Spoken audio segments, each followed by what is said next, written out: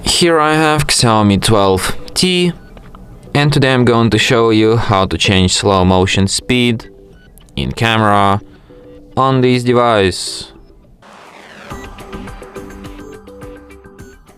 So to do this, firstly you have to open camera, then you have to tap on three stripes here, and here you can wait excuse me.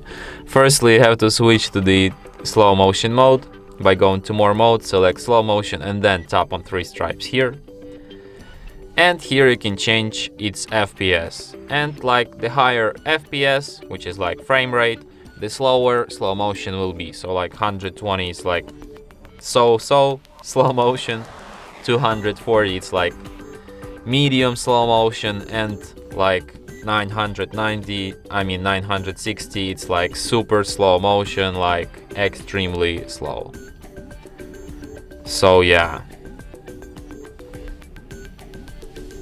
and that's it.